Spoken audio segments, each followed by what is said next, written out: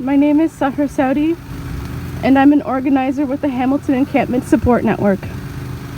I've been dropping off supplies and checking in with my unhoused neighbors and friends at J.C. Beamer, Carter Park, Corktown, the Rail Trail, Beasley, Durand, and Strawn for the past year. On November 24th, I woke up to a series of missed calls from fellow organizers and disturbing pictures of remnants of what looked like a disastrous fire. I never left my house faster. I went into my basement to see what blankets, sleeping bags, and warm clothes I had. I took an Uber down to Beamer with my arms filled with supplies. I see my friends John and Talal, who are both devastated. My heart drops when they tell me that they have lost all of their belongings in the fire. They reassure me that no one has been physically hurt. I asked them if they wanted some more coffee and donuts. So I asked an Uber driver to meet us at the park with a Tim Hortons order. We watched the Uber driver get berated for stopping for 30 seconds to hand us our coffee. We watched 5 police officers pull him to the side to run his license plate. They were trying to give him a ticket. This was the first example on this day of police denying encampment residents support. A couple of hours went by and residents had informed us of the 2-hour eviction notices that were being handed out by municipal law enforcement officers. 2-hour eviction notices after a devastating fire.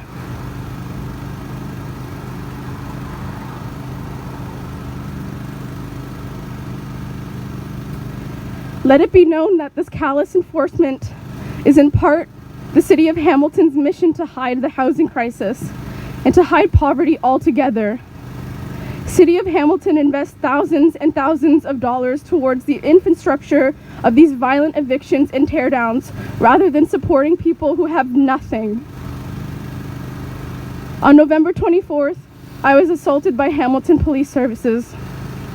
There are several videos online circulating of what looks like a black woman being dragged by their arm along the ground. That person is me. I was also tackled to the ground and put into a chokehold.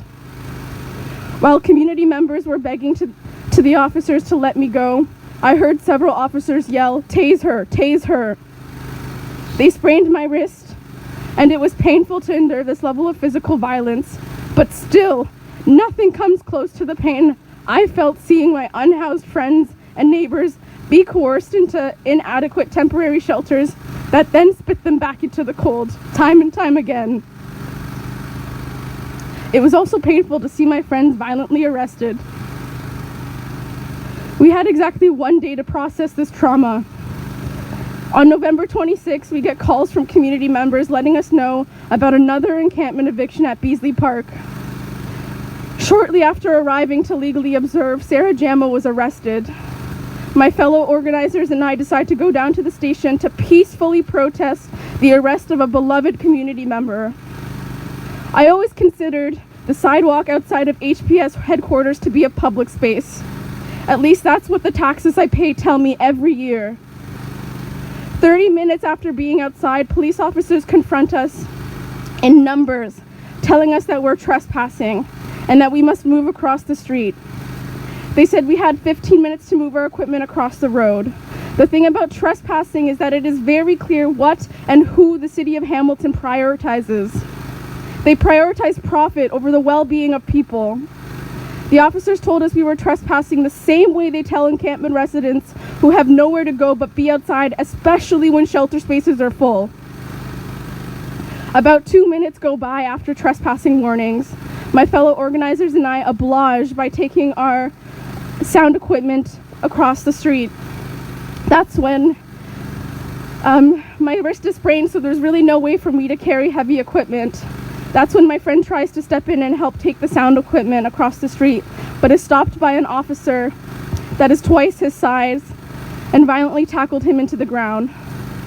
At this moment, I am terrified for this black youth's life, not knowing if he's still breathing.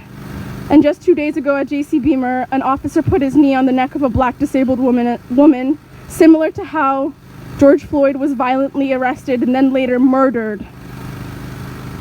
2 other black youth were violently tackled to the ground. I was one of them. This time they hurt my ankle, and as you see, I'm on crutches with a possibility of a fractured ankle. When they took me inside, they asked me if I knew what I was being arrested for.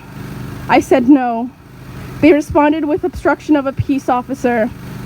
I told them that they were the obstructors of peace. There's also a video online circulating of the peaceful demonstration we had moments before officers started violently attacking people. Hamilton police are the true obstructors of peace. They obstruct the peace of houseless people every day. Hamilton police seek to criminalize and displace unhoused people, and I know this personally as I was unhoused for 8 years of my life and bounced from shelter to shelter.